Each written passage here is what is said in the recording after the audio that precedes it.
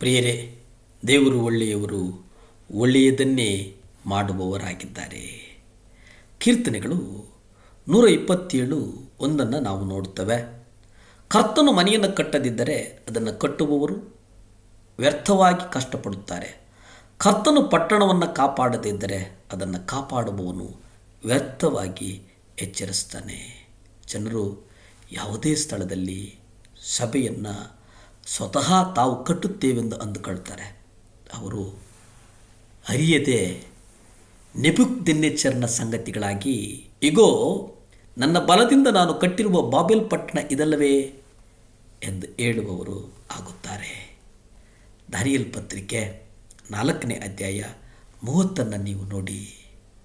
ಅಲ್ಲಿ ಪ್ರಾಪಂಚಿಕವಾದಂಥದ್ದೇನಾದರೂ ಇದೆಯಾ ಎಂಬುದಾಗಿ. ಆಗ ಅರಸನು ಮಾತನಾಡಿ ಹೇಳಿದ್ದೇನೆಂದರೆ, ನಾನು ನನ್ನ ಪರಾಕ್ರಮ ಬಲದಿಂದ ನನ್ನ ಮಹಿಮೆಯ ಕೀರ್ತಿಗಾಗಿ ಕಟ್ಟಿಸಿದ ಮಹಾಬಾಬೆಲು ಇದಲ್ಲವೇ ಅಂದನು.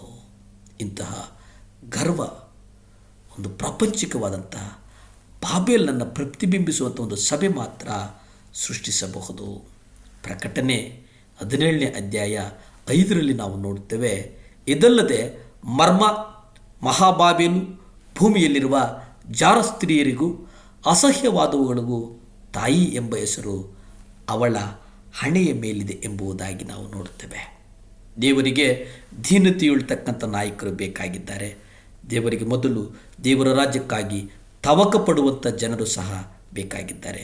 ಅಂದರೆ ಹೇಗೆ ನೋಹಾನಿಗೆ ನಾವೆಯನ್ನು ಕಟ್ಟುವುದು ಅತ್ಯಂತ ಆದ್ಯತೆಯ ಕಾರ್ಯವಾಗಿತ್ತೋ, ಹಾಗೆ ಸಭೆಯನ್ನು ಕಟ್ಟುವ ಕಾರ್ಯಕ್ಕೆ ಅತಿ ಹೆಚ್ಚಿನ ಆದ್ಯತೆ ನೀಡುವಂಥ ಜನರು ಕ್ರಿಸ್ತನ ಸಭೆಯನ್ನು ಪ್ರೀತಿಸಿದಾತನು ಮತ್ತು ತನ್ನನ್ನು ಅದಕ್ಕೆ ಒಪ್ಪಿಸಿಕೊಟ್ಟನು. ಎಫೆಸ ಪತ್ರಿಕೆ 5ನೇ ಅಧ್ಯಾಯ 25-26 ನೀವು ನೋಡಿ. ಪುರುಷರೇ, ನೀವು ನಿಮ್ಮ ನಿಮ್ಮ ಹೆಂಡತಿಯರನ್ನು ಪ್ರೀತಿಸಿರಿ, ಯಾಕೆಂದರೆ ಕ್ರಿಸ್ತನು ಸಹ ಸಭೆಯನ್ನು ಪ್ರೀತಿಸಿ ಅದಕ್ಕಾಗಿ ತನ್ನನ್ನು ತಾನು ಒಪ್ಪಿಸಿಕೊಟ್ಟನು. ಆತನು ಅದನ್ನು ವಾಕ್ಯವೆಂಬ ನೀರಿನಿಂದ ತೊಳೆದು ಪ್ರತಿಷ್ಠಿಸಿ ಶುದ್ಧ ಮಾಡಿದಲ್ಲವೇ. ನಾವು ಸಭೆಯನ್ನು ಪ್ರೀತಿಸಿದರೆ ನಾವು ಸಹ ಅದಕ್ಕೆ ನಮ್ಮನ್ನು ಮತ್ತು ನಮ್ಮಲ್ಲಿರುವ ಎಲ್ಲವನ್ನು ಸಂಪೂರ್ಣವಾಗಿ ಒಪ್ಪಿಸಿಕೊಡುತ್ತೇವೆ. ಅವರವರ ಪ್ರಾಪಂಚಿಕ ನೌಕರಿಗಳ ಸ್ಥಳೀಯ ಸಭೆಯ ನಿರ್ಮಾಣಕ್ಕಿಂತ ಹೆಚ್ಚಿನ ಮಹತ್ವದನ್ನು ತಿಳಿದು ಜನರು ಮತ್ತೊಂದು ಬಾಬೇಲಿನ ಹೊರತಾಗಿ ಇನ್ನೇನನ್ನು ಕಟ್ಟಲಾರರು ಎಂಬುದಾಗಿ ನಾವು ಇಲ್ಲಿ ಗ್ರಹಿಸ್ತೇವೆ. ಹಣಕಾಸಿನ ವಿಷಯದಲ್ಲಿ ನಾವು ಸ್ವಾವಲಂಬಿಗಳಾಗಿರುವುದು ಬಹಳ ಶ್ರೇಷ್ಠವಾದದ್ದು ಎಂಬುದನ್ನು ನಾವು ಗ್ರಹಿಸ್ತೇವೆ.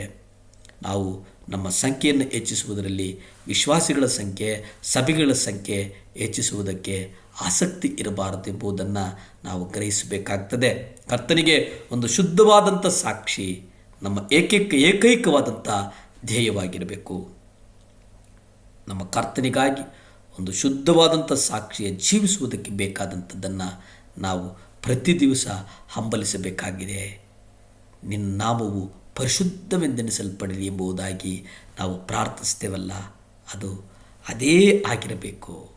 ನಿನ್ನ ನಾಮ ಪರಿಶುದ್ಧವೆಂದೆನಿಸಲ್ಪಡಲಿ ಅನ್ನುವಂಥದ್ದನ್ನು ನಾವು ನಡೆದುಕೊಳ್ಳುವುದು ಬಹಳ ಮುಖ್ಯ ಅನ್ನುವಂಥದ್ದನ್ನು ನಾನು ವೈಯಕ್ತಿಕವಾಗಿ ನಿಮ್ಮ ಬಳಿ ಹೇಳುವವನಾಗಿದ್ದೇನೆ. ಪ್ರಿಯರೇ, ದೇವರು ಯಾವ ದೋಷವೂ ಇಲ್ಲದೆ ನಡೆಸಿದಂಥವರು. ಕೀರ್ತನೆಗಳು 18ನೇ ಅಧ್ಯಾಯ 30-32 ನೀವು ನೋಡಿ. ದೇವರ ಮಾರ್ಗವಾದರೂ ಸಂಪೂರ್ಣವಾದದ್ದು, ಕರ್ತನ ವಾಕ್ಯವು ಪುಟಕ್ಕೆ ಹಾಕಿದ್ದಾಗಿದೆ. ಆತನು ತನ್ನಲ್ಲಿ ಭರವಸೆ ಬಿಟ್ಟಿರುವವರೆಲ್ಲರಿಗೂ ಗುರಾಣಿಯಾಗಿದ್ದಾನೆ. ಕರ್ತನಲ್ಲದೆ ದೇವರು ಯಾರು? ಇಲ್ಲವೇ ನಮ್ಮ ದೇವರ ಹೊರತು ಬಂಡೆಯು ಯಾರು? ದೇವರ ಪ್ರೀತಿ, ಬಲ, ಜ್ಞಾನದಲ್ಲಿ ಪರಿಪೂರ್ಣರು ಆಗಿರದಿದ್ದರೆ ನಮ್ಮ ನಂಬಿಕೆಗೆ ಅವಶ್ಯವಾದಂಥ ಭದ್ರ ಅಡಿಪಾಯ ನಮ್ಮಲ್ಲಿ ಇರುವುದಿಲ್ಲ. ಈ 3 ಸಂಗತಿಗಳು ದೇವರಲ್ಲಿರುವುದರಿಂದ ನಾವು ಕದಲುವ ಸ್ಥಿತಿಗೆ ಎಂದಿಗೂ ಬರಬೇಕಾಗಿಲ್ಲ. ನಂಬಿಕೆ ಅಂತಂದರೆ ಮಾನವನ ವ್ಯಕ್ತಿತ್ವ ದೇವರ ಮೇಲೆ ಆತುಕೊಂಡು ಆತನ ಪರಿಪೂರ್ಣ ಪ್ರೀತಿ, ಪರಿಪೂರ್ಣ ಬಲ, ಪರಿಪೂರ್ಣ ಜ್ಞಾನದ ಮೇಲೆ ಸಂಪೂರ್ಣವಾಗಿ ವಿಶ್ವಾಸವನ್ನು ಇಡುವುದಾಗಿದೆ. ಪ್ರಿಯರೇ, ಪ್ರಾರ್ಥಿಸಿಕೊಳ್ಳೋಣ. ಭೂಮಿ ಆಕಾಶಗಳನ್ನು ಉಂಟು ಮಾಡಿದಂಥ ಸರ್ವಶಕ್ತನಾದಂಥ ದೇವರ ಸ್ತೋತ್ರಪ್ಪ, ಸಹಾಯ ಮಾಡು ಸ್ವಾಮಿ. ದೇವರೇ, ನಮ್ಮ ನಡುನೆತಿಯಿಂದ ಕಾಲಿನ ಕಿರುಬರು ನಿಮ್ಮ ರಕ್ತ ಚೆಲ್ಲಲ್ಪಡಿಸ. ಅಪ್ಪ, ನಮ್ಮನ್ನು ಅಭಿಷೇಕಿಸು ದೇವರೇ, ನಮ್ಮನ್ನು ಅಭಿಷೇಕಿಸು. ಕೃಪೆಯಿಂದ ಕೃಪೆಗೆ ನಡೆಸು, ಬಲದಿಂದ ಬಲಕ್ಕೆ ನಡೆಸಪ್ಪ.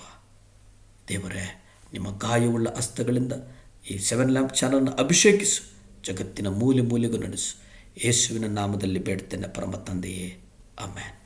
ಹಲ್ಲೆಲೂಯಾ.